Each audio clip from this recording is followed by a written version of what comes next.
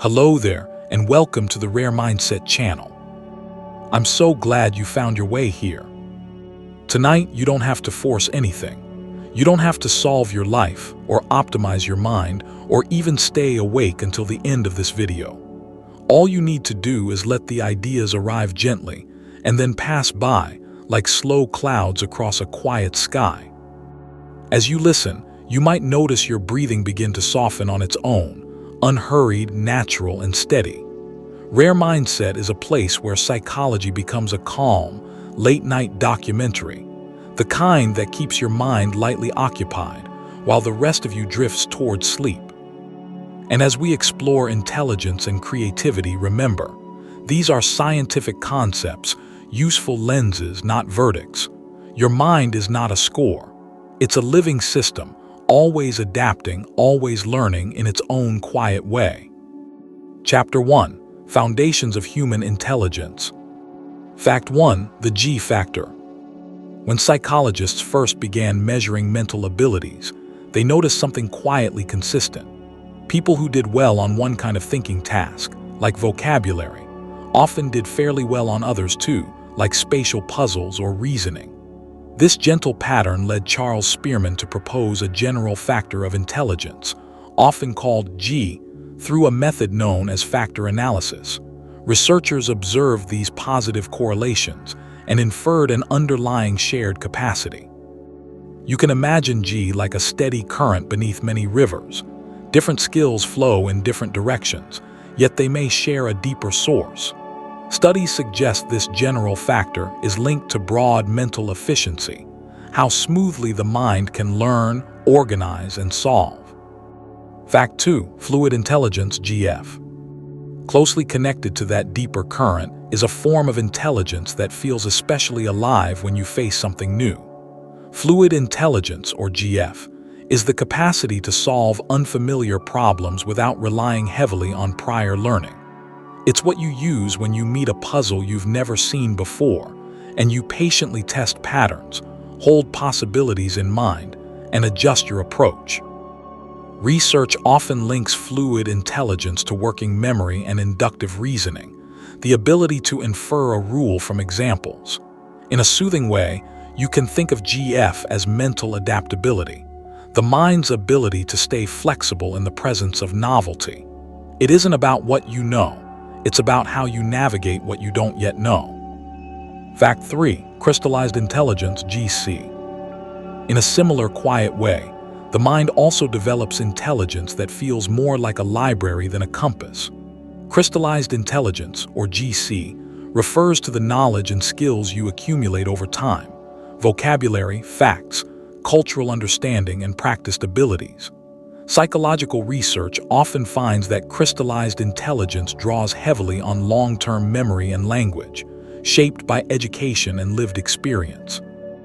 If fluid intelligence is how you move through new terrain, crystallized intelligence is the map you've slowly drawn across years. It can grow through reading, conversation, learning, and the simple repetition of life. And for sleep listeners, there's something comforting here. Some forms of intelligence are built gradually, almost quietly, like sediment settling into layers. Fact 4: The Flynn Effect. This naturally leads us to one of the most intriguing observations in intelligence research. Across much of the 20th century, average IQ scores rose in many countries, a trend known as the Flynn Effect, named after researcher James Flynn. Importantly, psychologists interpret this as a change in test performance across generations, not a sudden biological evolution. Many explanations have been suggested: improved nutrition, better education, smaller family sizes, and environments filled with more abstract symbols, from schooling to technology. Some researchers describe it as the mind adapting to a world that increasingly rewards pattern recognition and hypothetical thinking. It's a reminder that intelligence is not only inside the brain, it also reflects the world the brain grows up in. Fact 5: Mental chronometry. Under the surface of intelligence testing, there's a quieter measurement that some scientists have explored: time. Mental chronometry studies how quickly people respond to simple tasks, pressing a button when a light appears, or choosing between two options. The idea is gentle and elegant. Faster processing may reflect more efficient neural communication.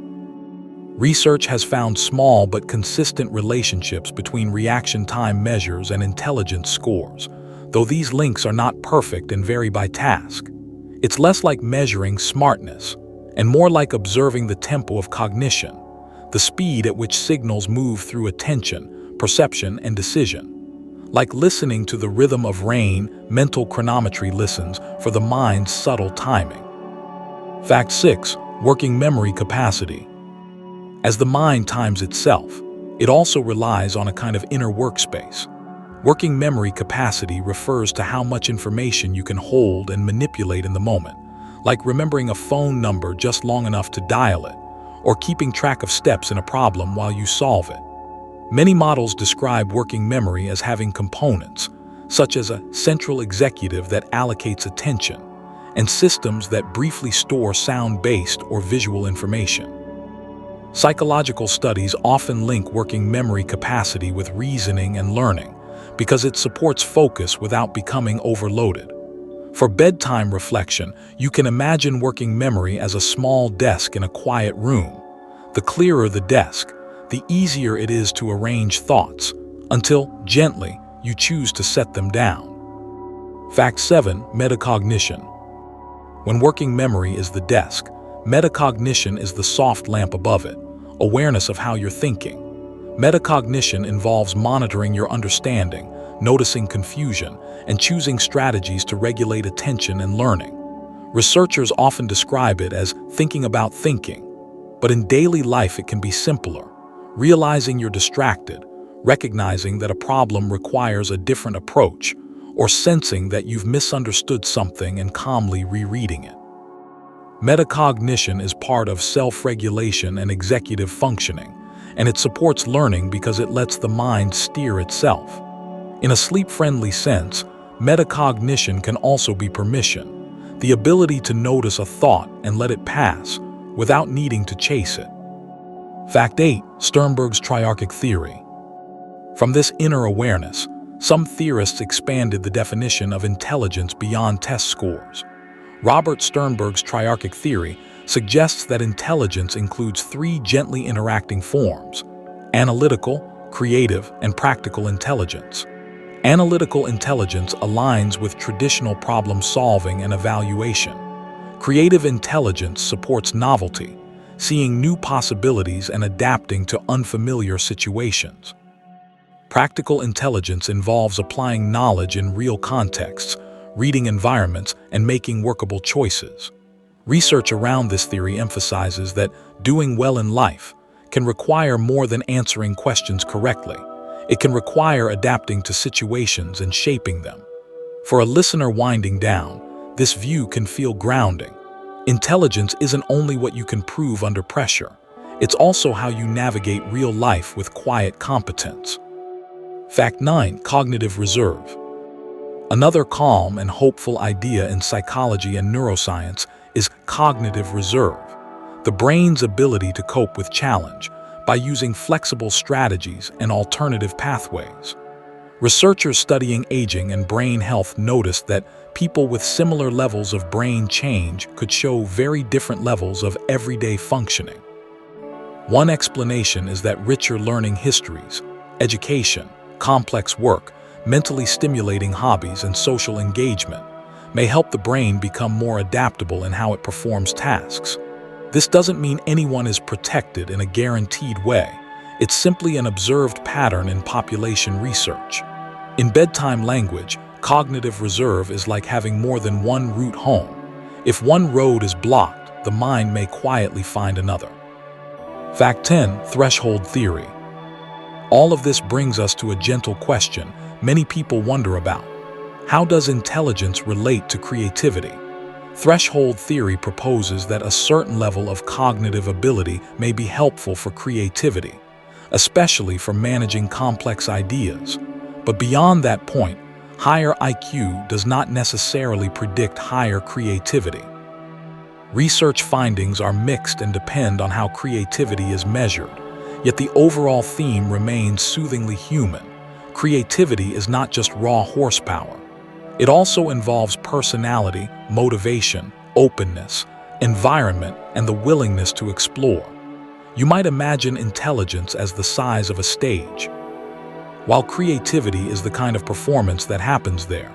A stage can help, but the performance still depends on imagination, courage, and playful connection. Chapter 2. The Mechanics of Creative Thought. Fact 11. Divergent thinking. Divergent thinking is one of the commonest ways psychologists describe creativity. It's the ability to generate many possible answers to an open-ended question, rather than hunting for one single correct response. In research settings, people might be asked to think of unusual uses for an everyday object, or to imagine multiple endings to a story. What's being observed is not just weirdness, but patterns like ideational fluency, flexibility, and originality. In daily life, divergent thinking can feel like a mind that gently fans outward, exploring options without judgment. And for sleep, it's comforting to remember that creativity often begins as permission to consider more than one path, and to let ideas arrive without needing to be perfect. Fact 12. Convergent thinking. Closely connected to divergent thinking is its quiet partner, convergent thinking. This is the process of narrowing possibilities until you reach the most accurate or useful answer. Logic puzzles, math problems, proofreading, and careful planning often rely on convergent thinking. Psychologically, it involves evaluation, testing an idea against rules, evidence, or constraints.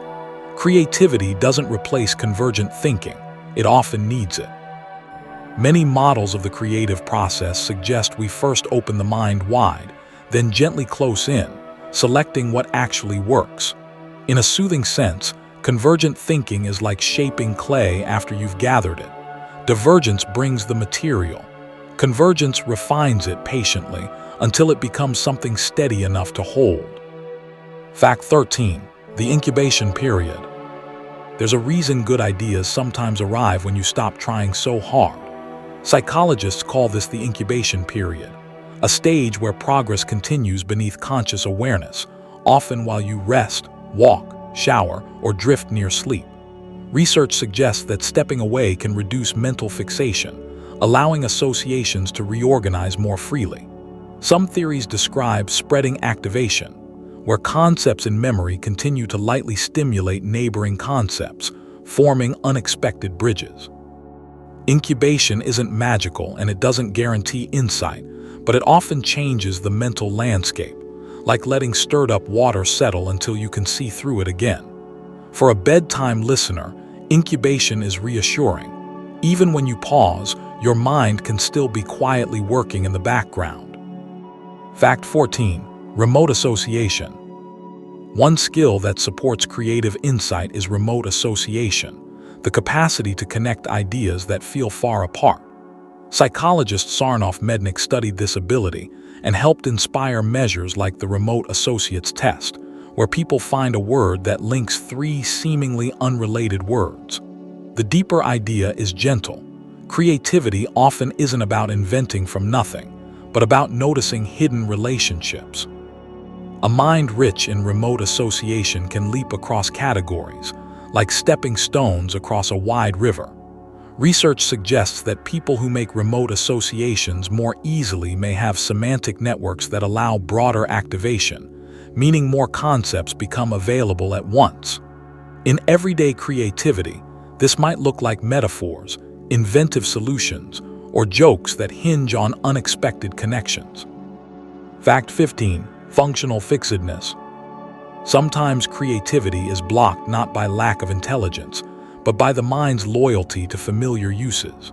Functional fixedness is a cognitive bias where an object is seen only in terms of its traditional purpose. A box is for storing, a spoon is for eating, a paperclip is for holding papers, until a new situation invites a different view. Psychologists study functional fixedness because it reveals how experience can quietly narrow perception. The mind saves energy by relying on learned categories, yet those categories can become small cages. Creative problem solving often begins with loosening the label. For sleep, it can be calming to think of this gently. You're not uncreative when you feel stuck. You may simply be seeing through a well-worn lens. Fact 16. Lateral thinking.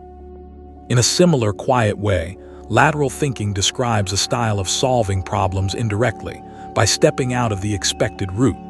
Associated with Edward de Bono, lateral thinking encourages reframing, changing the question, altering assumptions, or using provocation to jump to a new perspective. Instead of moving forward in a straight line, the mind moves sideways, exploring surprising angles.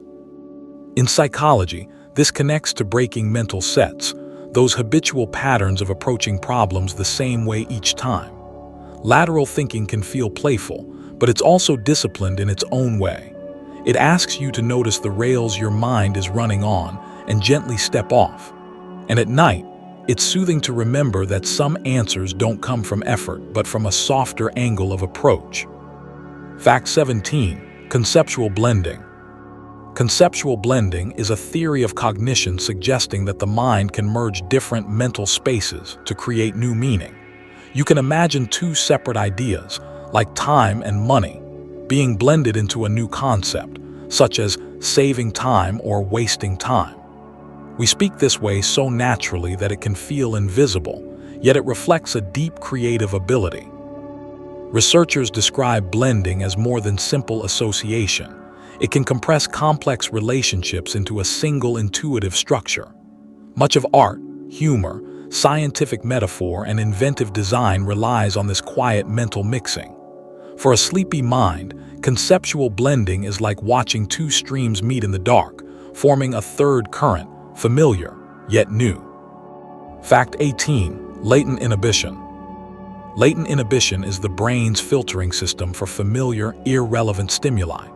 Normally, once something is judged unimportant, the mind learns to tune it out. Some research suggests that lower latent inhibition, meaning less filtering, can be linked to creative thinking because more information enters awareness and becomes available for unusual connections. This is not a guarantee of creativity, and it depends on context and supportive cognitive control. But the idea is fascinating. Creativity may sometimes arise from noticing what others automatically ignore. The world can feel richer, more textured, more filled with potential meaning. In a gentle bedtime frame, latent inhibition reminds us that attention isn't only a spotlight, it's also a gate. Creativity may begin when the gate is slightly more open than usual. Fact 19. The aha moment. The aha moment, also called insight, often arrives suddenly, like a light turning on in a quiet room. Psychological studies of insight suggest that the mind may work unconsciously, reorganizing the problem until a new pattern becomes stable enough to enter awareness. Some neuroscience findings associate insight with bursts of activity in regions of the right hemisphere and temporal areas, though the full picture is complex. What matters for sleep listening is the rhythm, long periods of not knowing, followed by a clean, surprising clarity. The aha is often accompanied by a feeling of certainty and relief, as if the mind recognizes the solution before it can fully explain it. It's a reminder that understanding sometimes comes softly, after you stop forcing it. Fact 20. Heuristics in problem solving. Even creativity, with all its mystery, often uses simple mental shortcuts called heuristics. Heuristics are strategies that reduce cognitive effort, rules of thumb that help you decide quickly, though they can sometimes be inaccurate. In problem solving, heuristics might involve choosing a good enough solution, using what comes most easily to mind, or copying a pattern that worked before. Research in cognitive psychology shows that heuristics shape both everyday thinking and inventive leaps. They're part of how humans stay efficient in a complex world. For creative work, heuristics can be scaffolding, temporary supports that keep the mind moving until deeper reasoning catches up. At night, it's restful to know your mind is designed to conserve energy, not to run at full intensity all the time. Chapter 3. Neurobiology, the architecture of the mind. Fact 21. The parieto-frontal integration theory, PFIT. When scientists ask where intelligence lives in the brain, the answer is rarely a single location. One influential model is the parieto-frontal integration theory, or PFIT, which suggests that intelligence emerges from networks connecting parietal and frontal regions. The parietal areas help integrate sensory information and spatial relationships, while frontal regions support planning, control, and complex reasoning. According to this view, intelligence is less like a muscle in one spot and more like a well-coordinated conversation across brain systems. Neuroimaging studies often find that individual differences in cognitive performance relate to how efficiently these networks communicate. For bedtime reflection, PFIT offers a calming metaphor. Your intelligence is not a single light bulb. It's a city at night, connected by many quiet roads. Fact 22. White matter integrity. If brain regions are neighborhoods, white matter is the network of roads between them. White matter consists of myelinated axons, fibers that carry signals quickly and reliably. Researchers study white matter integrity using methods like diffusion imaging, sometimes describing the quality of these pathways through measures such as fractional anisotropy. In general, stronger integrity is associated with faster information processing, and in some studies, higher performance on certain cognitive tasks. This doesn't mean white matter equals intelligence in a simple way. It's one part of a complex system. Still, the concept is soothing in its simplicity. Thinking depends on connection. The mind becomes capable not only through strong regions, but through smooth communication, messages traveling calmly without too much friction. Fact 23. Neural efficiency hypothesis. One intriguing idea in neuroscience is the neural efficiency hypothesis. It suggests that people with higher ability may show less brain activation during easier tasks, using fewer metabolic resources to achieve the same result. Some studies observe lower glucose use or reduced activation in certain areas when tasks are not demanding. It's as if the brain is working with a quieter hum rather than a loud engine. Importantly, when tasks become difficult, high-ability brains can still recruit more resources as needed. So efficiency doesn't mean laziness, it means adaptability. For sleep listening, this can feel like permission. A capable mind is not always an intense mind. Sometimes strength looks like calmness, solving with less strain, and then returning to rest. Fact 24. Cortical thickness. The cortex is the brain's outer layer, often associated with higher cognition. Researchers have explored how cortical thickness, how dense or thick certain cortical regions are, relates to cognitive ability across development. Findings are nuanced. In some studies, patterns of thickness and thinning over time are linked to intelligence, suggesting that development matters as much as the final shape. Childhood and adolescence involve dynamic change, growth, reorganization, refinement. So cortical thickness is not a simple more is better measure. It can reflect timing, efficiency, and maturation. In a bedtime documentary tone, this is comforting. The brain is not built in a single moment. It's sculpted gradually, year by year, like a coastline shaped by many quiet waves. Fact 25. The default mode network DMN. The default mode network, or DMN, is a set of brain regions that tends to become active when you're not focused on an external task, when your mind wanders, reflects, remembers, or imagines. It often includes areas like the medial prefrontal cortex and posterior cingulate cortex. For creativity research, the DMN is especially interesting because mind wandering can support idea generation, autobiographical memory, and future simulation, ingredients that can combine into new insights. The DMN is not idle, even though it may feel like daydreaming. It's quietly busy, like a librarian reshelving books after closing time. And as you grow sleepy, your DMN may naturally rise, guiding you through gentle internal landscapes of memory and imagination. Fact 26. The Executive Control Network ECN. While the DMN supports internal wandering, the Executive Control Network, often involving regions like the dorsolateral prefrontal cortex, supports focus, inhibition, and goal management. In creativity, this matters because generating ideas is only half the journey. The mind also needs to evaluate, refine, and choose. Research suggests that creative cognition can involve dynamic cooperation between the DMN and ECN. One system opens possibilities, the other shapes them. Rather than treating daydreaming and discipline as opposites, neuroscience often frames them as partners. For a nighttime listener, this can feel grounding. Your mind contains both a wandering poet and a quiet editor. Even if one is resting now, both are part of how you think, learn, and create. Fact 27. Synaptic pruning. In brain development, growth is not only about adding connections, it's also about letting some go. Synaptic pruning is the process by which unused or redundant neural connections are gradually eliminated, increasing efficiency.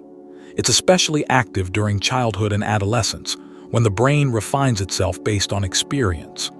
Use it or lose it is an oversimplification, but the general principle holds. Repeated patterns become strengthened and less needed pathways weaken. This is not loss in a tragic sense, it's organization. Like trimming a garden, pruning helps energy flow into the most functional structures. For sleep, there's a gentle message here. Learning is sculpting. Your experiences leave traces, and over time the brain chooses what to keep close and what to release. Fact 28. Hemispheric communication. Many popular stories claim creativity belongs to the right brain and logic to the left brain. But modern neuroscience paints a more integrated picture. Creativity often involves communication between hemispheres, supported by structures like the corpus callosum, which connects left and right sides. Some studies suggest that highly creative individuals may show patterns consistent with stronger or more flexible interhemispheric cooperation, depending on the task. The key idea is balance. Language, imagery, emotion, and reasoning can coordinate across the whole brain. For bedtime listening, it can be soothing to imagine your mind as two quiet storytellers sharing the same fire, one speaking in words, the other in images, passing ideas back and forth until something new forms gently in the space between them. Fact 29. Dopamine and exploration. Dopamine is a neurotransmitter often linked to motivation, reward, and learning, especially learning driven by novelty and curiosity. In creativity research, dopamine-related systems are sometimes discussed in relation to exploration, cognitive flexibility, and the drive to seek new experiences. This doesn't mean dopamine is the creativity chemical, but it may influence the willingness to search beyond the familiar. When the brain expects potential reward, it may become more open to trying, sampling, and experimenting. In a quiet sense, dopamine can be understood as part of the brain, go and see signal. And for sleep, it's enough to hold the image softly. Somewhere inside, chemistry and curiosity intertwine, nudging the mind toward discovery, then letting it rest again. Fact 30. Prefrontal cortex plasticity. The prefrontal cortex is deeply involved in planning, working memory, impulse control, and complex decision-making, abilities often associated with mature reasoning. What's striking is that the prefrontal cortex remains plastic across life, meaning it can adapt with experience, learning, and changing environments. Developmentally, it matures slowly, continuing into early adulthood, and it can keep refining through practice and habit. This plasticity supports skill building, strategy change, and the ability to reorganize how you approach problems. For creativity, the prefrontal cortex can act like a gentle conductor, coordinating ideas without silencing them. And for nighttime comfort, it suggests something hopeful but calm. You are not locked into one mental shape. The brain can keep adjusting, quietly, gradually, and often without drama. Chapter 4. Measuring the ineffable psychometrics. Fact 31. The Binet-Simon scale. The story of intelligence testing begins not as a ranking system, but as a practical educational tool. The Binet-Simon scale, developed in the early 1900s by Alfred Binet and Theodore Simon, was designed to identify children who might need additional help in school. It introduced the idea of mental age, comparing a child's performance to typical age-based expectations. Historically, it helped shape modern assessment, though psychology has also learned hard lessons about misuse and overinterpretation. In a sleep-friendly frame, it's useful to remember the original intention, to support learning, not to define worth. Psychometrics at its best tries to measure patterns, imperfectly, carefully, so that education and support can be better tailored to real human needs. Fact 32. The Wechsler scales WASC. Modern intelligence testing often relies on the Wechsler scales, including the WAIS for adults and the WISC for children. These tests measure multiple domains, commonly verbal comprehension, perceptual reasoning, working memory, and processing speed, rather than producing only a single number. Psychologists often examine subtest patterns to understand strengths and challenges across different cognitive functions. Importantly, these tools are designed for structured assessment contexts and require careful interpretation. They are not casual labels. For our purposes, they offer a gentle insight. Intelligence is not one thing, it's a profile. Some minds shine through language, others through spatial reasoning, others through mental endurance. And in the quiet of night, it can be relieving to imagine cognition as a mosaic, many tiles forming one picture. Fact 33. Raven's progressive matrices. Raven's progressive matrices is often described as a nonverbal measure of abstract reasoning, frequently used as an indicator of fluid intelligence. The test presents visual patterns with a missing piece, and the task is to choose the option that completes the pattern. Because it relies less on vocabulary and formal schooling than some other tests, it has been used in cross-cultural research and is sometimes discussed as relatively culture-reduced, though no test is perfectly culture-free. The deeper psychological point is about pattern detection, seeing rules, relationships, and transformations. In a soothing sense, Raven is like watching a quiet sequence unfold and sensing what belongs next. It reflects a mind's ability to hold structure gently in attention and to complete what is incomplete. Fact 34. Torrance tests of creative thinking, TTCT. Measuring creativity is famously difficult, yet psychologists have long attempted it. The Torrance tests of creative thinking, or TTCT, are among the most widely used assessments of divergent thinking. They may ask people to generate unusual uses for objects, finish incomplete drawings, or imagine consequences of strange scenarios. Scoring often involves dimensions like fluency, flexibility, originality, and elaboration. Of course, creativity is bigger than any test, and real-world creative achievement depends on opportunity, motivation, and culture. Still, TTCT offers a window into the mind's playful productivity, how readily it can produce possibilities. For sleep listening, it's gentle to remember. Creativity can be studied not only through masterpieces, but through small sparks, many tiny ideas lightly offered without pressure. Fact 35. The normal distribution. When IQ scores are reported, they are often described using the normal distribution, sometimes called the bell curve. This is a statistical pattern where most people cluster around the average, and fewer people appear at the extremes. In many modern IQ tests, the mean is set to 100 with a standard deviation of 15, which helps interpret percentiles and relative standing. The bell curve is not a judgment of human value. It's a mathematical description of how certain measurements tend to spread across populations. In a calm, documentary tone, you can imagine it like heights in a crowd. Most are near the middle, some are taller, some shorter, and every point is part of the same human landscape. Statistics describe groups, but individuals remain richly specific. Fact 36. Test reliability. Any psychological measurement must face a basic question. Does it produce consistent results? Reliability refers to the stability and consistency of a test. Psychologists look at retest reliability, whether scores remain similar when the same person is tested again, and internal consistency, whether items that aim to measure the same ability actually relate to each other. High reliability doesn't automatically mean a test measures what it claims, but it is a foundation for trustworthiness.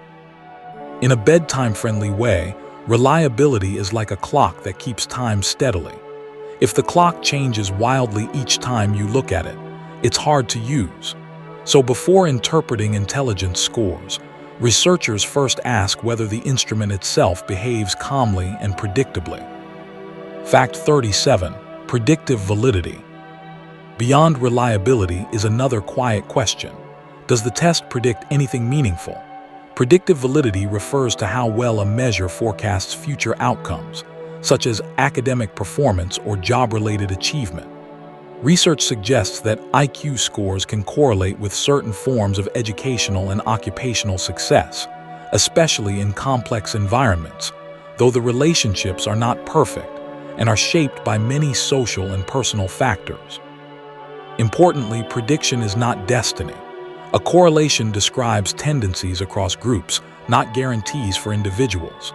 Many qualities, motivation, opportunity, emotional support, health, and mentorship also matter deeply. For sleep, predictive validity can be held gently. Tests can sometimes hint at likely patterns, but a human life is not a simple equation. People surprise statistics all the time. Fact 38. The ceiling effect.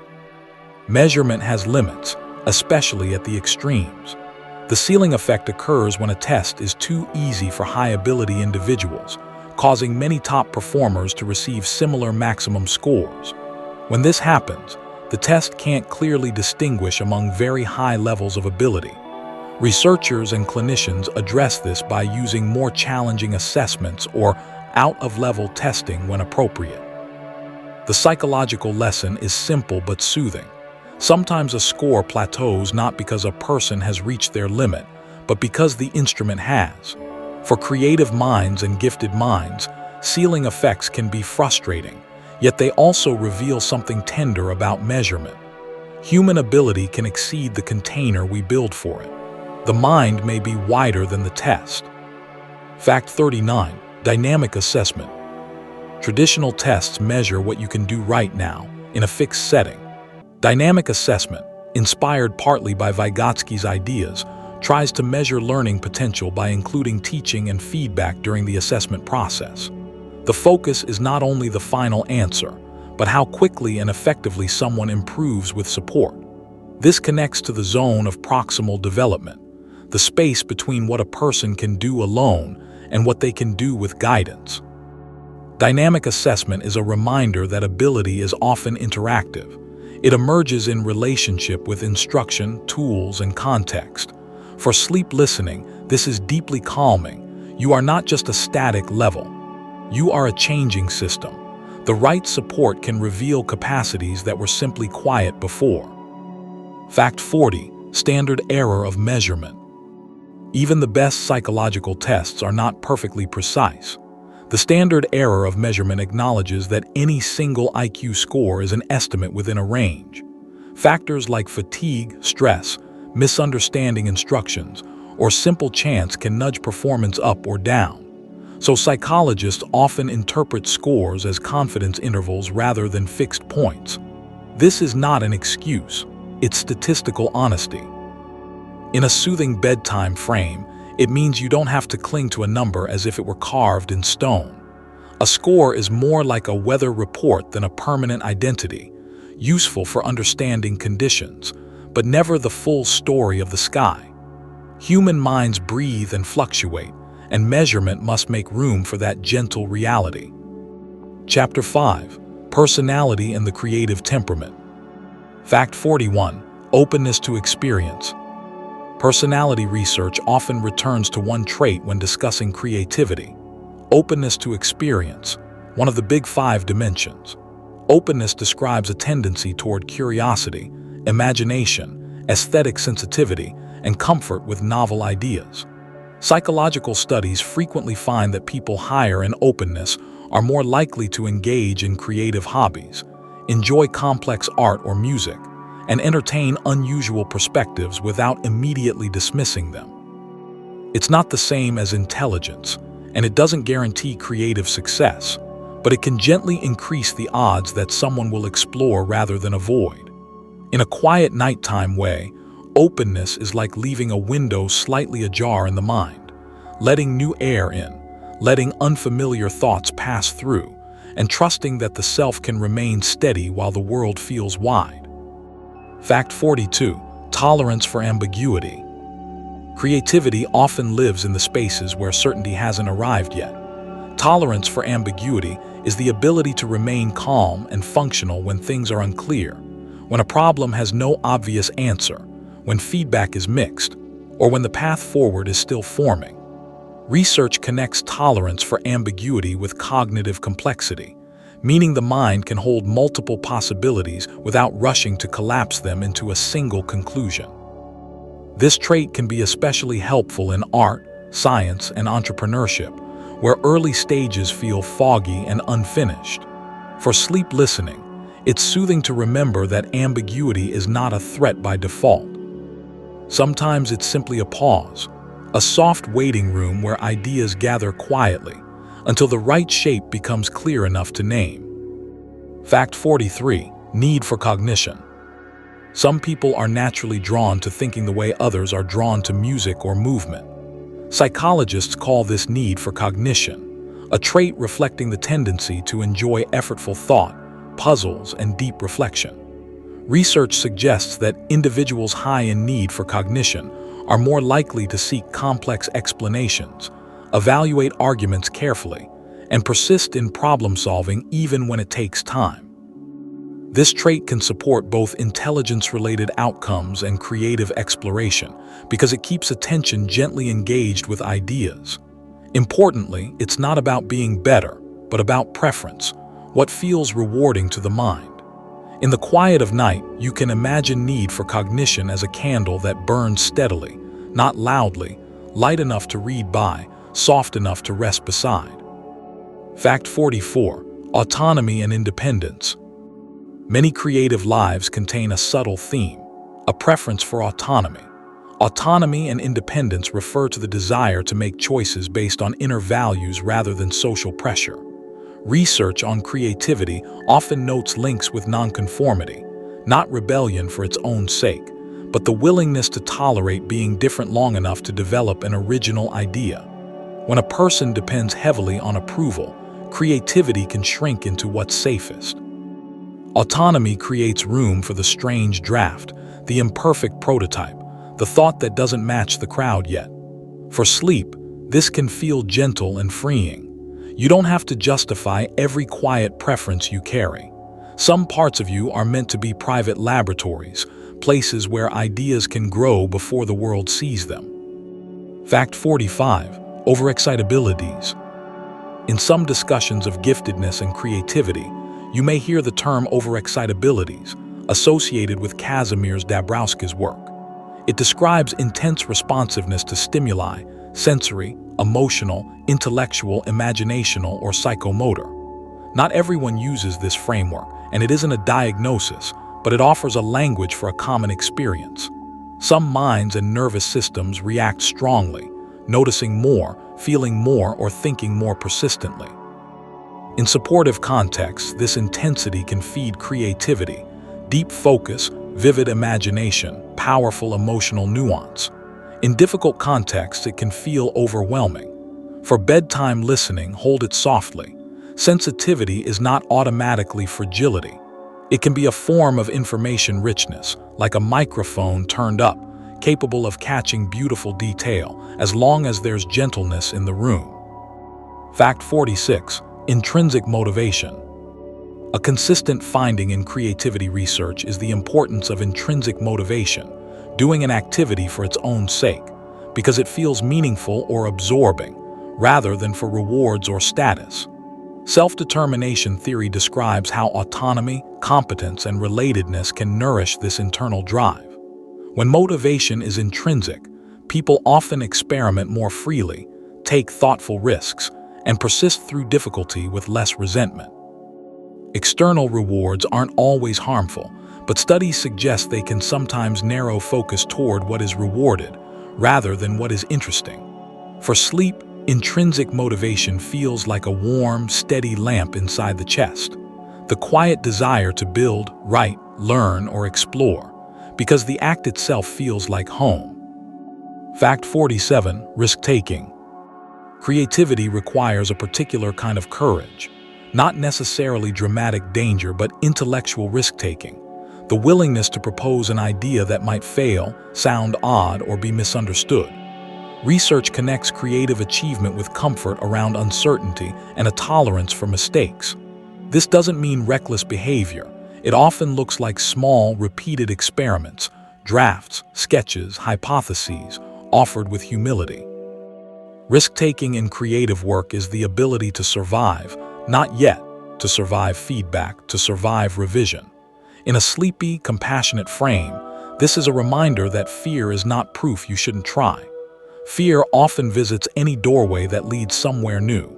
Creative courage is simply continuing gently while the fear sits nearby and slowly quiets.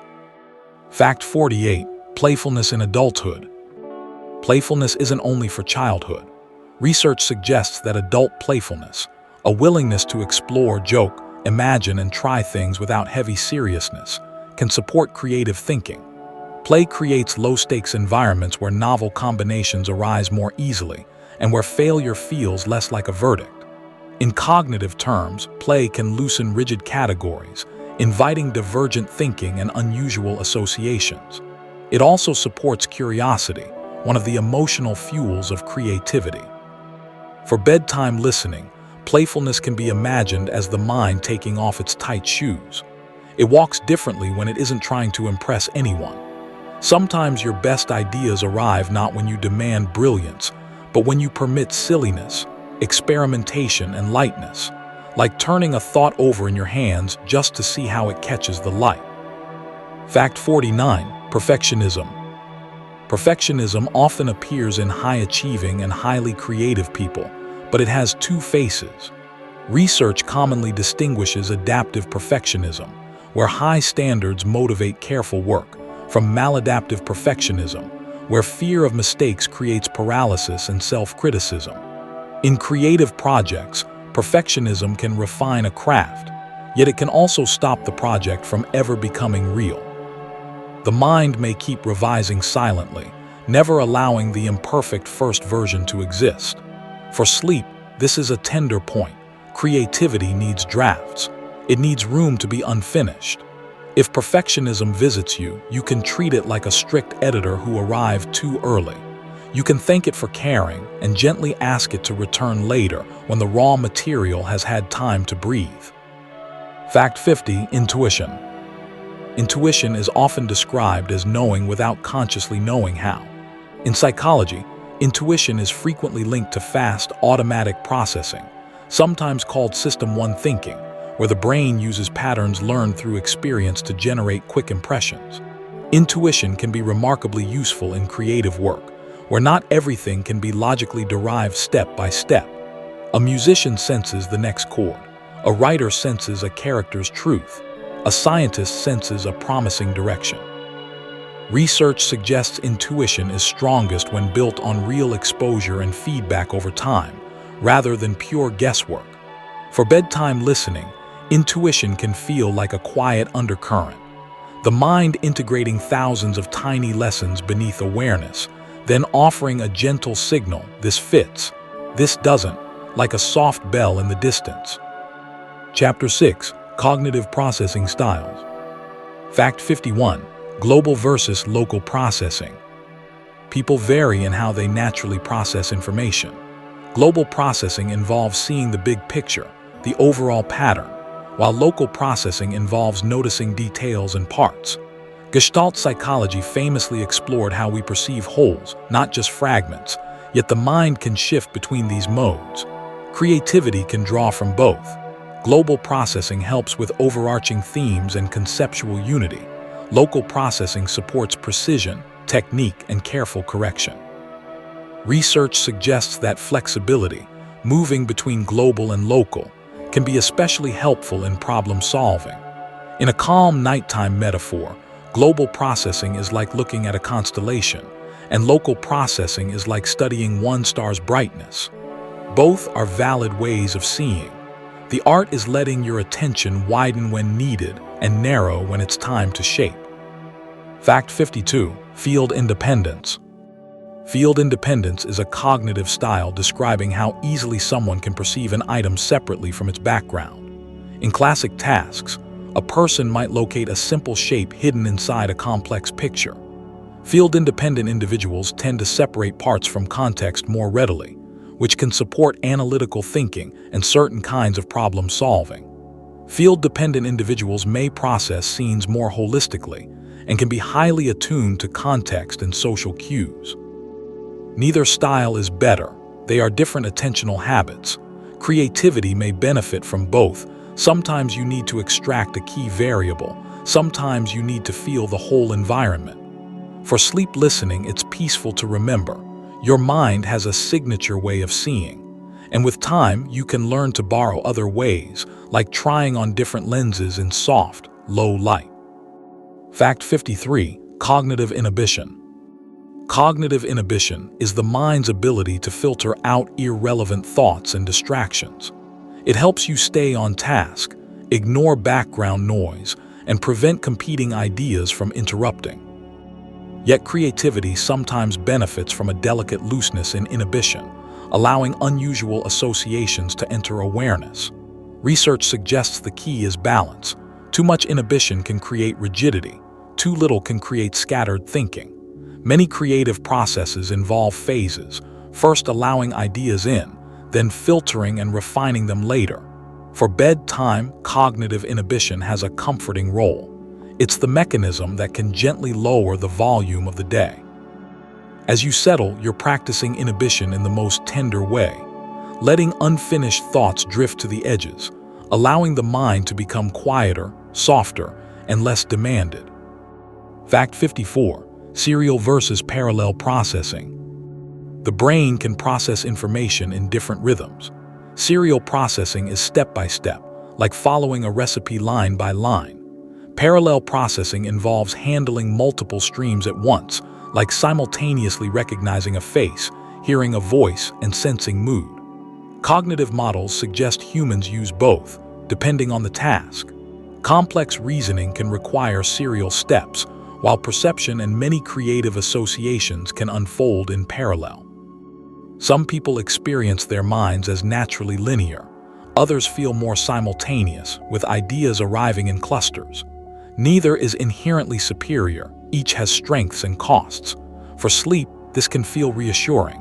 If your thoughts sometimes come all at once, it doesn't mean you're broken. It may simply mean your mind is skilled at parallel movement, like many quiet rivers flowing together, until you invite them gently to slow. Fact 55. Mental rotation. Mental rotation is the ability to rotate objects in your mind's eye, imagining how a shape would look if turned in space. Research often links mental rotation to visuospatial skills and activity in parietal brain regions. It's relevant not only for geometry, engineering, and navigation, but also for creative design, sculpture, architecture, choreography, and even certain kinds of scientific visualization. Mental rotation shows how thinking can be bodily in a subtle way. The mind simulates movement without moving. For bedtime listening, imagine the gentleness of that simulation, an object turning slowly in the dark, unhurried, perfectly safe. The mind can rehearse possibilities without action, explore space without traveling. It's one more reminder that cognition is not only words. Sometimes it's quiet motion in an inner room. Fact 56. Need for closure. Need for closure is the desire for a firm answer and an aversion to uncertainty. People high in need for closure often prefer quick decisions, clear categories, and finished conclusions. This can be useful in time-sensitive environments, but it may limit creativity when a problem requires staying open longer. Research suggests that when closure needs are high, the mind may freeze on early solutions, reducing exploration. When closure needs are lower, the mind may tolerate the discomfort of not knowing, giving creativity time to unfold. For sleep, need for closure shows up in a familiar way, the urge to resolve every thought before resting. If you notice that urge, you can treat it kindly. Tonight, you don't need closure. You only need softness. Some questions can remain open and you can still sleep. Fact 57. Associative hierarchy. Psychologist Sarnoff Mednick proposed that creative people may have a flatter associative hierarchy. This means that when given a word or idea, they generate a wider range of associations, including less common ones. In a steeper hierarchy, the strongest, most conventional association appears quickly and dominates.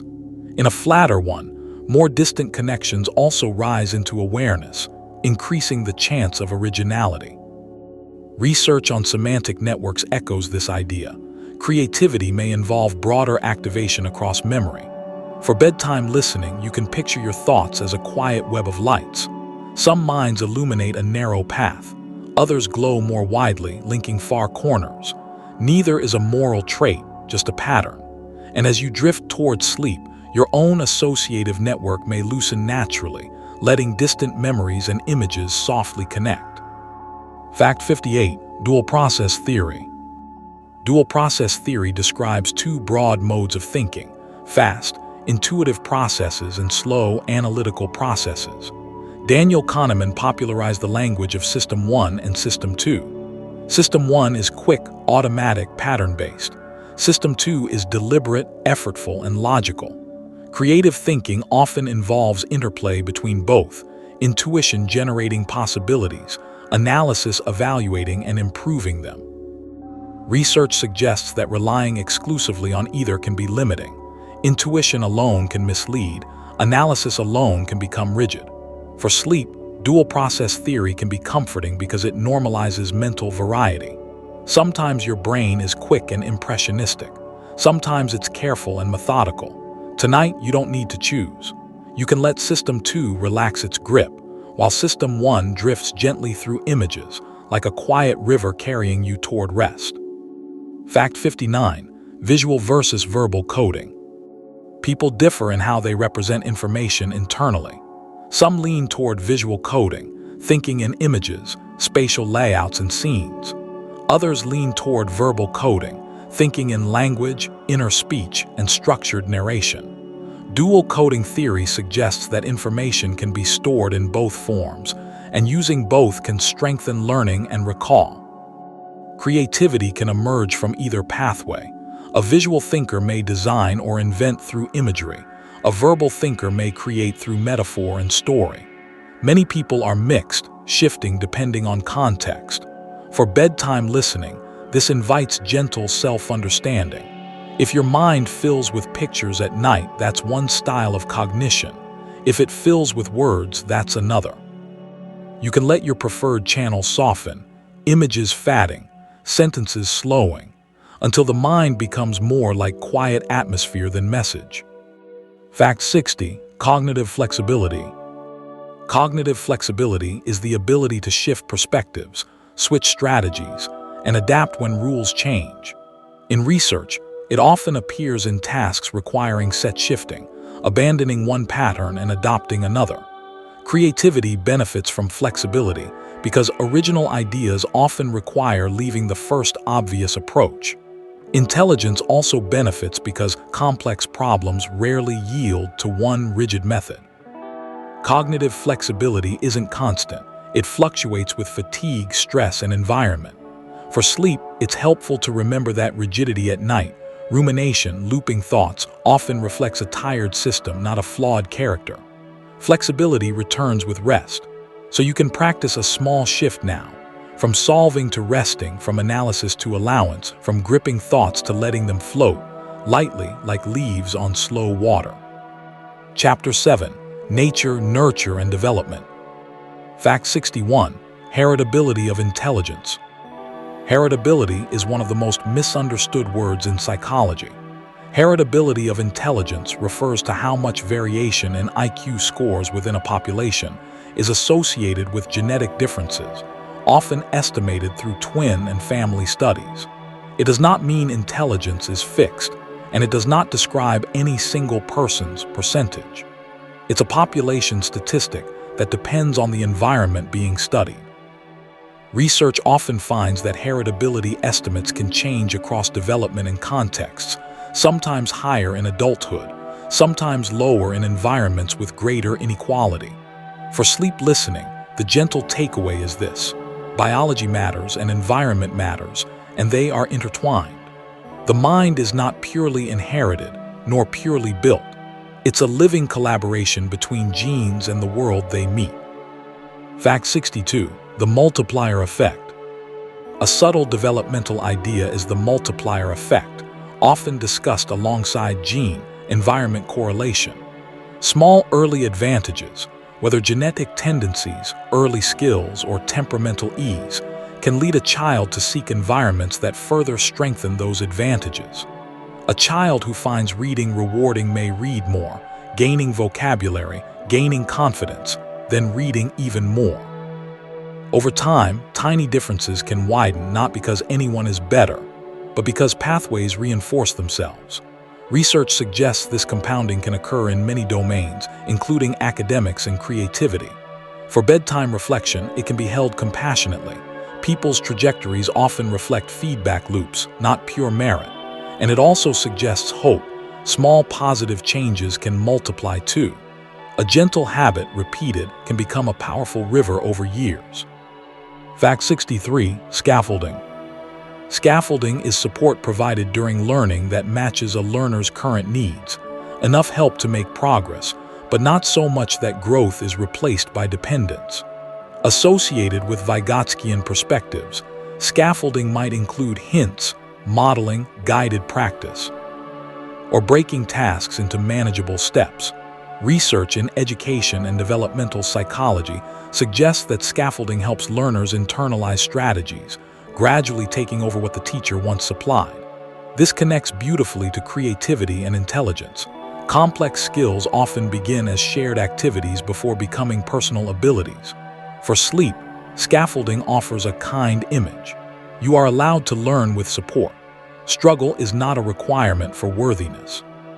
Sometimes the mind grows best when someone steadies the ladder, quietly, patiently, until you can climb on your own. Fact 64. Early childhood stimulation. Early childhood is a period of rapid brain development, including synaptogenesis, forming many neural connections. Research suggests that rich sensory and linguistic environments in early life can support cognitive and language development. This does not mean expensive toys are required. It often means responsive conversation, reading, play, and safe exploration. The brain learns what to expect from the world, whether it is predictable, engaging, and supportive. Importantly, development is not a single window that closes forever. Humans remain capable of learning across life. Yet early stimulation can provide strong foundations. For bedtime listening, imagine early learning as planting a garden. Sunlight, water, and attention encourage growth. Later seasons still matter, but early care can shape how easily the roots take hold. Fact 65. The Pygmalion Effect. The Pygmalion Effect describes how expectations can influence performance. In classic research associated with Rosenthal and colleagues, teachers' beliefs about students sometimes shaped how those students eventually performed, through subtle differences in attention, feedback, and opportunity. This is often framed as a self-fulfilling prophecy. When others believe in your potential, you may receive more encouragement and more challenging experiences, which can improve outcomes. The effect is complex and not always replicated in the same way, but the principle remains psychologically plausible. For sleep, it's a tender thought. Minds grow in climates of expectation.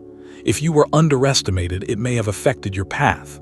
And if you're learning to expect more from yourself, gently, realistically, that new expectation can become a warmer climate, one small day at a time. Fact 66. Socioeconomic influence. Socioeconomic conditions can shape cognitive development through access to resources, quality education, nutrition, safety, books, time, and reduced chronic stress. Research in developmental psychology suggests that socioeconomic factors can influence the expression of potential, sometimes described as environmental suppression or opportunity gaps. This is not about blaming individuals, it's about acknowledging context. When environments are unstable or under-resourced, the brain may allocate more energy to coping and less to exploration and learning. For bedtime listening, it helps to hold this with compassion. Outcomes are not purely personal. They are partly ecological. Recognizing socioeconomic influence can soften harsh self-judgment. If your path has been heavy, that heaviness matters. And it also highlights why supportive environments, at any age, can be deeply intelligence-nurturing. Fact 67. Mindset theory. Mindset theory, associated with Carol Dweck's work, distinguishes between a fixed mindset, the belief that abilities are static, and a growth mindset, the belief that abilities can develop through effort, strategy, and support. Research suggests that mindset can influence persistence, response to failure, and willingness to take on challenges. Importantly, mindset is not a magical spell, and it doesn't erase structural barriers or individual differences. But it can shape how the mind interprets difficulty, as evidence of inability or as a sign of learning in progress. For sleep, mindset theory can be held softly without pressure. You don't have to hustle tonight. You can simply allow a gentle belief to settle in. Skills can grow slowly over time, and rest is part of growth. Fact 68. Deliberate practice. Deliberate practice refers to structured training designed specifically to improve performance, often associated with Anders Ericsson's research on expertise. It differs from casual repetition because it includes clear goals, immediate feedback, focused attention, and work on weaknesses. Deliberate practice can strengthen both skill and underlying cognitive systems relevant to that skill, like memory for musicians or pattern recognition for chess players. It's demanding and it's not always enjoyable in the moment, but it can be highly effective. For bedtime reflection, the calming message is not work harder, but work wisely. Improvement is often less about heroic intensity and more about gentle consistency, small sessions, clear feedback, and patience. And just as practice matters, recovery matters too. Even experts build rest into their rhythm. Fact 69. Asynchronous development. Asynchronous development describes a pattern where cognitive, emotional, and physical development do not progress at the same pace. It's often discussed in the context of giftedness, where a person may think far ahead of their age yet still have age-typical emotional needs. This mismatch can create social discomfort or internal confusion, not because something is wrong, but because development is uneven. Psychological frameworks emphasize that a person is not one level across all domains. Human growth is patchwork. For sleep, this can feel deeply validating. You might be mature in one area and tender in another. You can be brilliant and still sensitive. You can be capable and still need comfort. Asynchronous development is a reminder that complexity is normal, and you don't need to compress yourself into a single label. Fact 70. Epigenetics and cognition. Epigenetics refers to processes that influence how genes are expressed, turned up or down, without changing the DNA sequence itself. Research suggests that environmental factors like stress, enrichment, learning, and lifestyle can be associated with epigenetic changes, including in systems relevant to brain function. This does not mean your thoughts rewrite your genes in a simple way, and it's not a promise of control. It's a scientific reminder of biological responsiveness. The body and brain are shaped by experience at multiple levels. For bedtime listening, epigenetics offers a gentle image of adaptability. You are not only a fixed blueprint, you are also a living conversation between biology and environment, your nervous system responding, adjusting, and sometimes healing through supportive patterns like rest, safety, and steady learning. Chapter 8. The Psychology of Flow and Immersion. Fact 71. Flow Theory. Flow theory, introduced by Mihaly Csikszentmihalyi, describes a state of optimal experience, when attention becomes so fully absorbed in a task that everything else grows quiet. Psychological studies suggest flow is most likely when there's a balance between challenge and skill. The task is demanding enough to be engaging, but not so overwhelming that it becomes discouraging. In flow, goals feel clear, distractions fade, and effort can feel strangely smooth. You might recognize it as those moments when you're creating, learning, building, or practicing, and the mind stops arguing with itself. For sleep listeners, flow is a comforting reminder that the brain has a natural capacity for deep harmony. Somewhere inside you is a mode of being where doing becomes simple and time becomes soft. Fact 72. Autotelic personality. Closely connected to flow is the concept of the autotelic personality, someone who tends to do activities for their own sake, not just for external rewards. Autotelic comes from roots meaning self and goal, suggesting that the process itself feels worthwhile. Research around flow suggests that people who more easily enter flow often show traits like curiosity, persistence, and an ability to find meaning in effort. This doesn't mean they're always motivated or always focused. It means they're more likely to experience work as internally rewarding. In a gentle nighttime frame, the autotelic style is like a quiet inner compass that points toward engagement, not because someone is chasing applause, but because the act of learning, practicing, or creating feels like a form of calm nourishment. Fact 73. Loss of self-consciousness. In flow, something subtle often happens. Self-consciousness fades. Psychologists describe this as a reduced preoccupation with how you appear, how you're performing, or what others might think. Some neuroscience accounts refer to transient hypofrontality, a temporary downshift in certain self-monitoring functions, though the full picture is complex. What matters experientially is simple. The inner commentator grows quiet. You merge with the activity, and the sense of me watching me softens. For creativity, this can be liberating because self-judgment often interrupts experimentation. For sleep, it's a soothing idea to practice in miniature. You don't have to monitor yourself into rest. You can let the observer relax. Let awareness remain, but let evaluation drift away. Fact 74. Distortion of time. A classic feature of flow is the distortion of time. Hours can feel like minutes, or sometimes minutes feel rich and spacious. Psychology suggests that time perception depends on attention and memory. When you're deeply engaged, you may form fewer explicit time markers, so the span feels shorter afterward.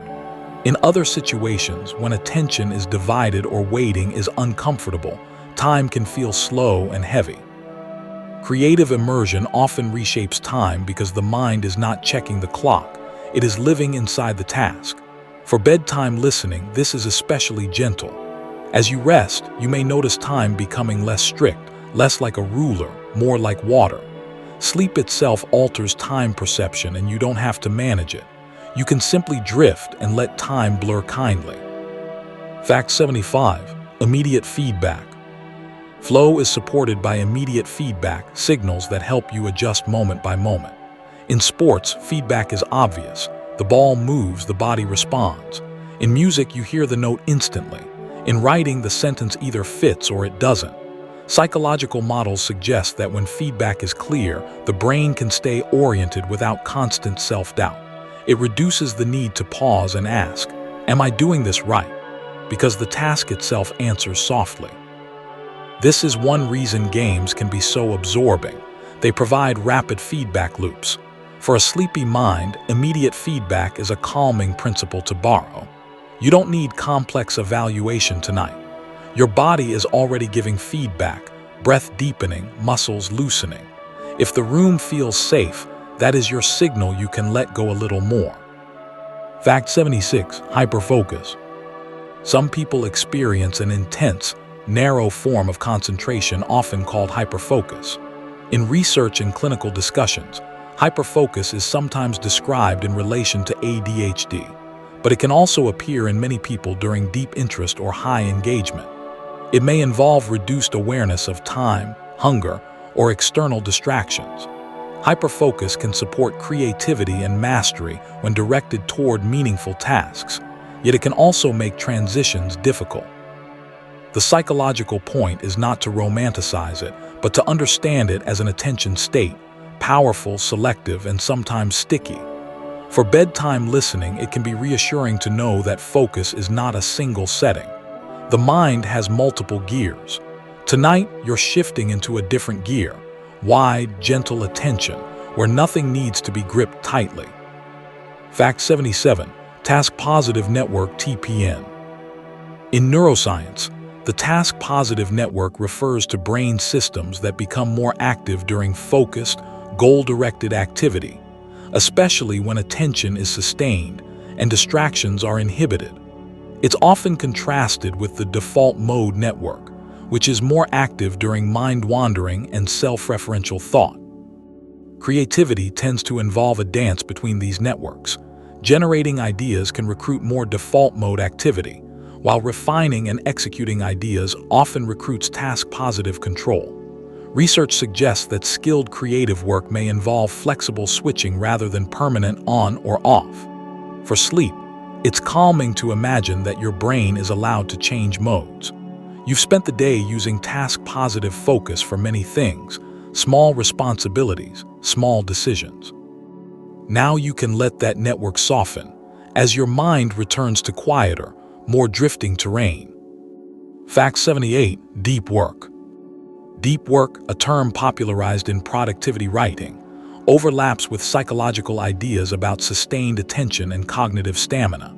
It refers to periods of distraction-free concentration where complex thinking becomes possible, learning difficult material, creating something substantial, solving layered problems. Psychologically, deep work draws on executive functions like working memory, inhibition, and goal maintenance. It can also resemble flow when engagement becomes smooth. Importantly, deep work is not endless. Research on attention suggests it benefits from rest and recovery. For a sleep channel like RareMindset, the gentlest takeaway is balance. Your mind is capable of depth, but it is also designed for cycles. Tonight is part of that cycle. Rest protects your future focus. Sleep is not the enemy of productivity. It is the quiet workshop where tomorrow's clarity is prepared. Fact 79. The crucible of creativity. Some creativity emerges not in comfort, but within constraints, a crucible that forces the mind to adapt. Psychological research suggests that limitations can sometimes spark originality by reducing options and pushing the brain away from habitual solutions. Deadlines, small budgets, strict rules, or limited tools can narrow the search space in a way that encourages inventive recombination. Of course, excessive pressure can also impair creativity, especially when stress becomes overwhelming. The relationship is nuanced. Certain constraints can be energizing, while chronic stress tends to reduce cognitive flexibility. For bedtime listening, this can be held gently. If your life has felt constrained, it may have shaped your creativity in complex ways. Some people learn to build beauty from narrow spaces. And even so, you deserve rest, because not everything must be forged in heat. Fact 80. Mastery motivation. Mastery motivation is the inner drive to become competent, to improve, to understand, to refine a skill simply because growth feels satisfying. Developmental psychology observes mastery motivation even in young children who repeatedly attempt a task, not for praise, but for the quiet joy of "I can do it." In adults, mastery motivation can support long-term creativity and expertise, helping people persist through plateaus and revisions. It tends to thrive when progress is visible and when failure is treated as information rather than shame. For sleep, mastery motivation can be a gentle comfort rather than a demand. You don't need to push tonight, but you can remember, within you is a system that naturally learns. Given time, repetition, and kindness, your mind moves toward skill the way roots move toward water, slowly, persistently, without needing constant force. Chapter 9. Emotional and Social Dimensions. Fact 81. Emotional Intelligence (EI). Emotional intelligence refers to abilities involved in perceiving, understanding and managing emotions, both in oneself and in others. Some models emphasize skills like recognizing emotional cues, using emotion to support thinking, and regulating feelings in ways that fit the situation. Research in this area is broad, and different frameworks exist, including ability-based and trait-based approaches. In creative life, emotional intelligence can matter because emotions shape attention, motivation, and interpersonal collaboration. A person who can name what they feel may be better able to work through frustration, sustain a long project, or respond to feedback without collapsing. For bedtime listening, EI can be practiced softly, simply noticing your current emotional weather without needing to fix it. Numbing a feeling can sometimes quiet it, the way a dim light steadies a dark room. Fact 82. Self-regulation. Self-regulation is the capacity to manage emotions, impulses, and attention in service of a goal. It includes skills like delaying gratification, shifting focus, calming oneself, and returning to tasks after distraction. Research often links self-regulation with executive function and long-term outcomes, though it is also shaped by environment, stress levels, and learned coping strategies. In creativity, self-regulation helps with persistence, showing up again after a draft fails or continuing practice after a mistake. Yet self-regulation is not about harsh control, it can be gentle guidance. For sleep, self-regulation becomes especially tender. You are regulating not toward achievement, but toward rest. Each slow breath is a small act of regulation. Each decision to stop rehearsing tomorrow is a quiet victory of the nervous system choosing safety and recovery. Fact 83. Social intelligence. Social intelligence involves navigating relationships, reading social cues, understanding group dynamics, and adapting communication to context. It overlaps with concepts like interpersonal sensitivity and theory of mind, the ability to infer what others might think or feel. Research suggests that social intelligence supports cooperation, leadership, conflict resolution, and shared problem solving. For creativity, social intelligence can be a hidden engine. Many creative achievements require collaboration, mentorship, audience awareness, or negotiation of feedback. Even solitary creators often rely on social ecosystems, editors, teachers, communities, patrons. For bedtime listeners, social intelligence can be held with compassion. If social situations drain you, it doesn't mean you lack intelligence. It may mean your system processes social information deeply, and depth is tiring. Rest is where the brain recovers from all the unspoken decoding it did today. Fact 84. Empathy and creativity. Empathy, both effective empathy, feeling with others, and cognitive empathy, understanding others' perspectives, is often linked to certain forms of creativity, especially storytelling, acting, design, and any art that depends on human experience. Research suggests that perspective-taking can expand the creative mind by providing more emotional and social material to work with. When you can imagine another person's inner world, you can write more believable characters, create more humane solutions, or communicate ideas more effectively. Empathy can also shape moral creativity, finding ways to reduce harm and increase understanding. For bedtime listening, empathy is a gentle reminder that creativity is not only novelty. Sometimes creativity is care expressed in form, turning understanding into words, color, music, or action. And tonight, you can offer that empathy inward as well. Fact 85. The MSCEIT test. The MSCEIT, Mayer-Salovey-Caruso Emotional Intelligence Test, is an ability-based measure of emotional intelligence that uses performance tasks rather than only self-report. It may ask test takers to identify emotions in faces, understand how emotions blend or change, and choose strategies that would help manage feelings in certain scenarios. Researchers use tools like this to study EI as a kind of problem-solving within emotional life. As with all testing, results depend on context and interpretation, and no single measure captures the full human emotional range. For our calm documentary journey, the MSCIT offers one soothing point. Emotions can be studied as skills, not just as storms that happen to you, but as patterns you can learn to recognize. And recognition itself can be calming, like learning the names of constellations in a dark sky. Fact 86. Intrapersonal intelligence.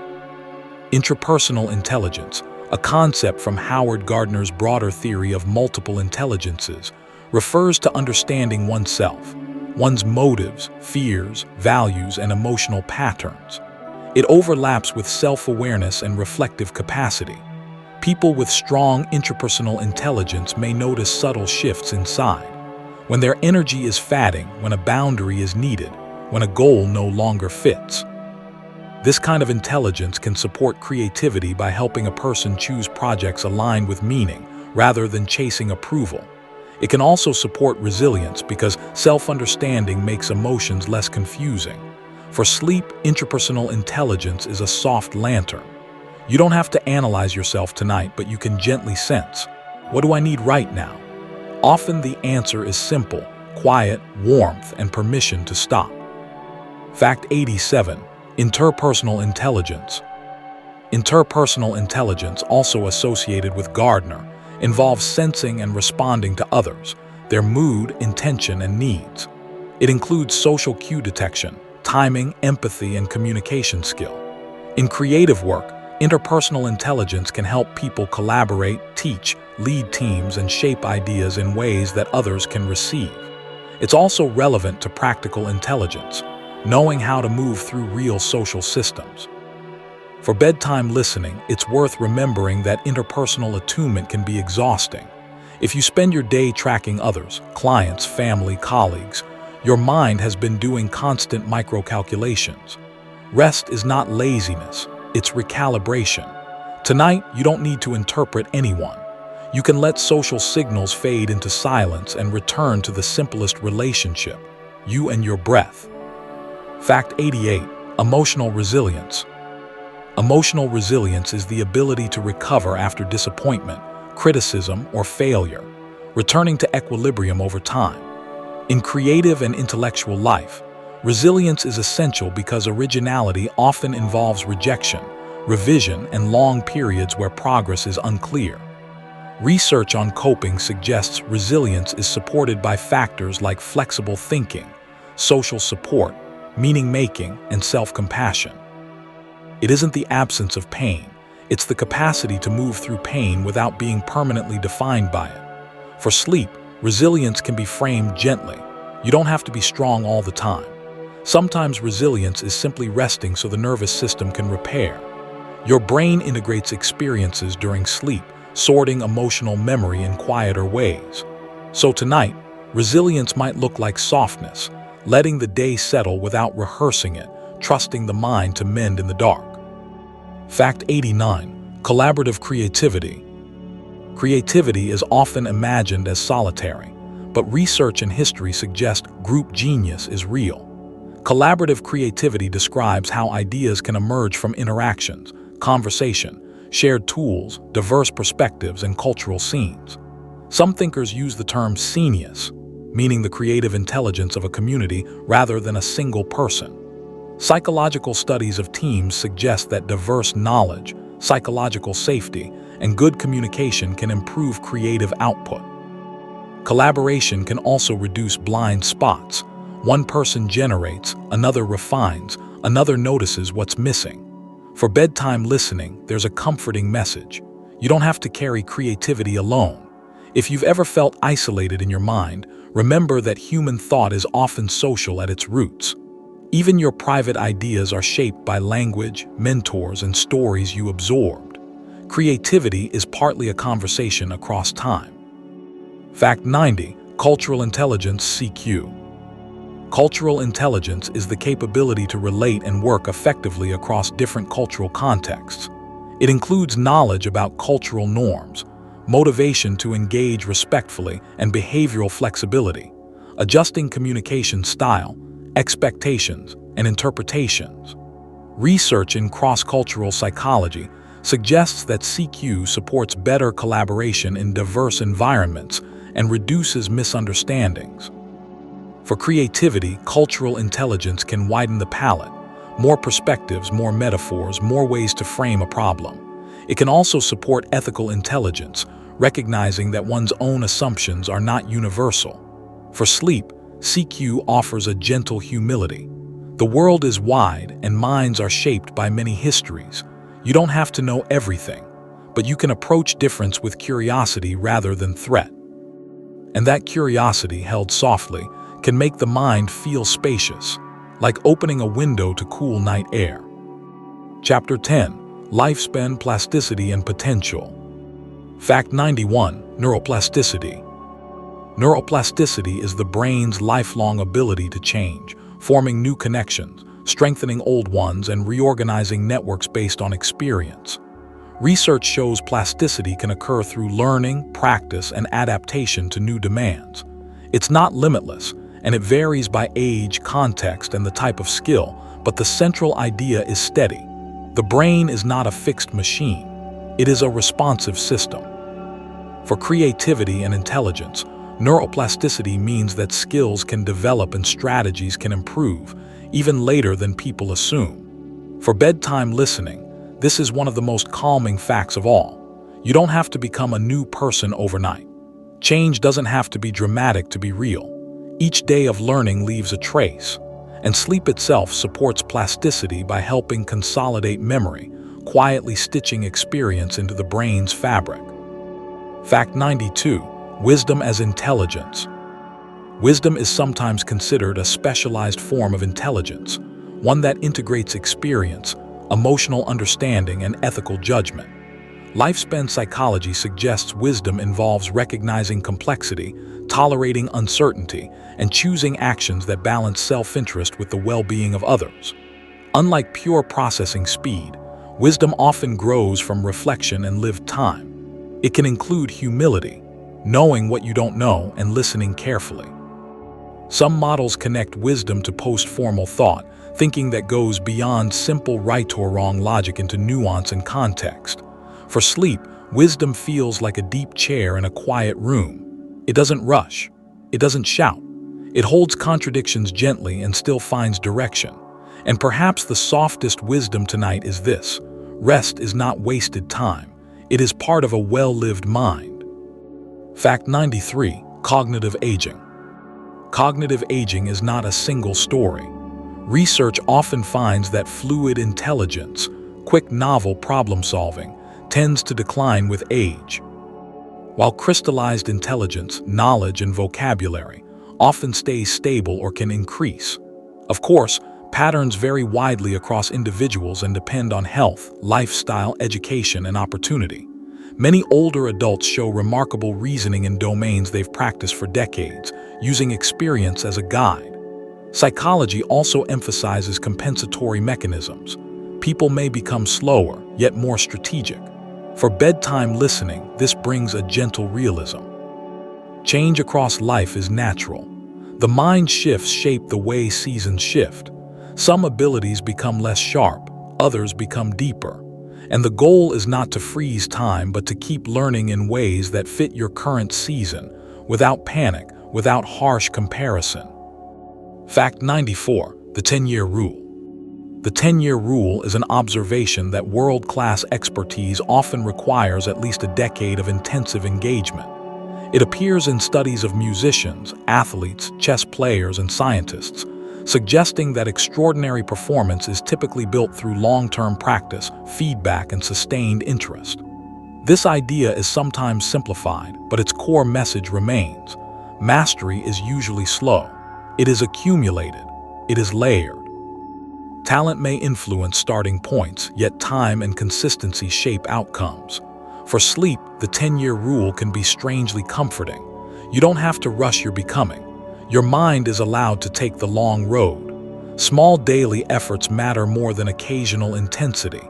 And even when you pause, like tonight, your long journey continues. Rest is part of the decade, too. Fact 95: Creative longevity. Creative longevity refers to how creativity can continue and sometimes deepen across the lifespan. Research and art history suggest that people may show different creative peaks depending on style. Some work is experimental, involving trial and gradual refinement which can strengthen with age. Other work is conceptual, involving bold new frameworks which sometimes appears earlier, though not always. David Galensson's work is often cited here, distinguishing these patterns. The comforting point is that creativity is not a single youth-only resource. Many people reach second peaks later in life, when experience provides richer material and self-knowledge reduces self-consciousness. For bedtime listening, this is gentle hope without pressure. If you feel late, you are not too late. Minds ripen differently. Creativity can be a long companion, quiet, faithful, returning in new forms as you change. Fact 96. Brain-derived neurotrophic factor, BDNF. BDNF is a protein involved in supporting neuron survival and encouraging the growth and strengthening of neural connections. Researchers study BDNF as part of how learning and brain adaptability happen at the biological level. Some studies associate factors like physical activity and enriched environments with changes in BDNF levels, though this is complex science and not a personal prescription. The broader psychological meaning is gentle. The brain has molecular systems that support growth. Learning isn't only a metaphor, it's also chemistry and structure shifting over time. For sleep, this can be deeply soothing. Your body is not indifferent to your efforts. It is built to respond.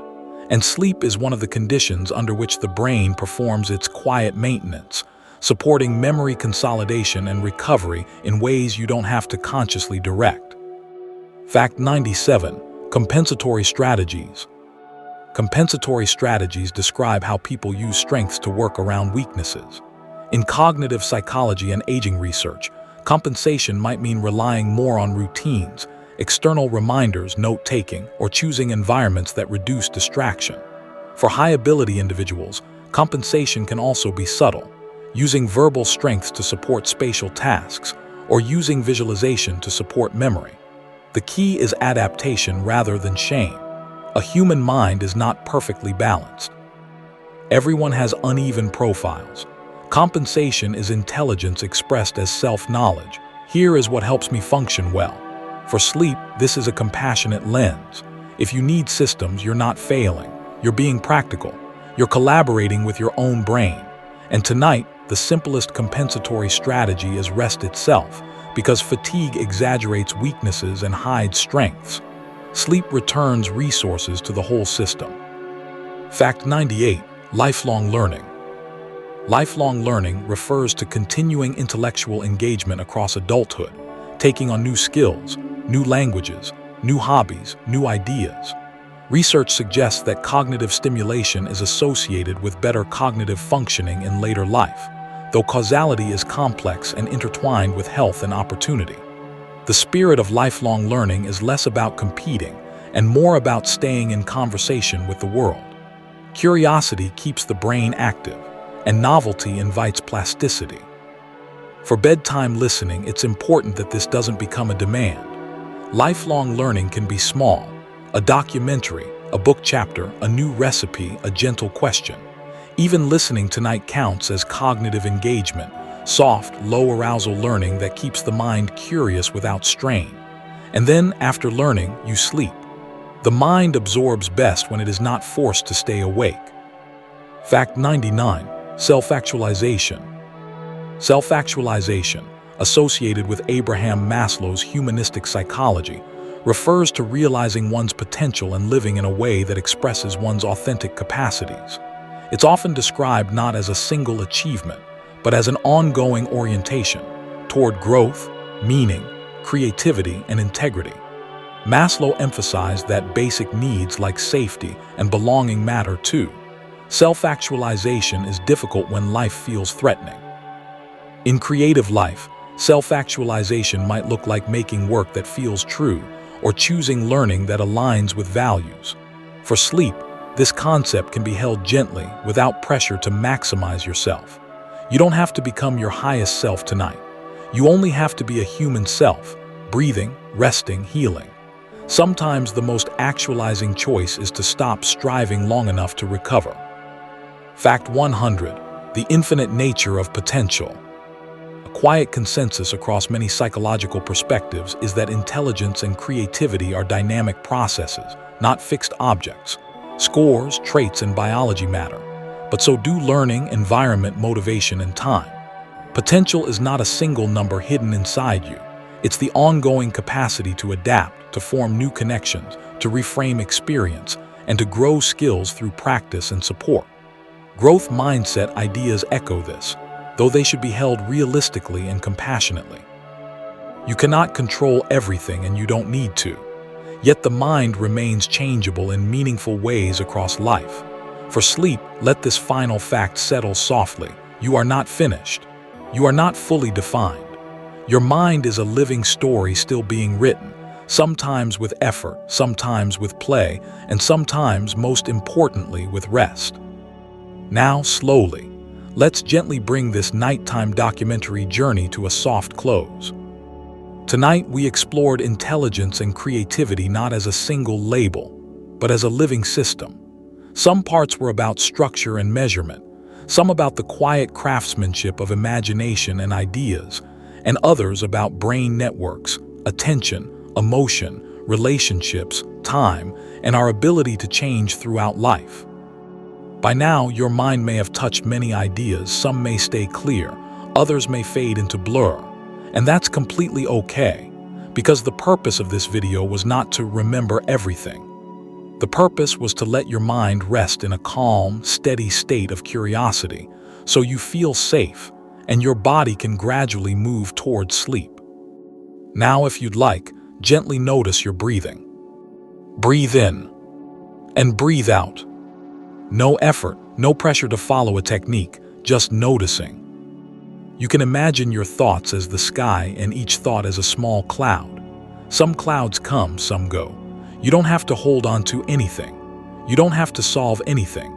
Tomorrow's to-do list, unfinished conversations, or old memories, all of it can drift a little farther away, like city noise slowly fading at night. Remember, your intelligence is not just one number. Your creativity is not just one talent. You are a moving field of possibility, with the ability to learn, to adapt, to think in new ways, and most importantly, the ability to rest. Right now, in this moment, you don't have to prove anything. You don't have to become better. You only need to sleep, or at least move gently toward rest. I want you to imagine walking through a quiet library, bookshelves all around, soft lighting, a slow stillness in the air. Tonight's 10 chapters are like 10 rooms in that library. You stepped into each one for a moment, looked around, and now the doors are slowly closing, one by one without a sound. And at the very end, there is one room where there are no words, only peace. That's where your sleep can begin. Thank you for spending tonight with RareMindset.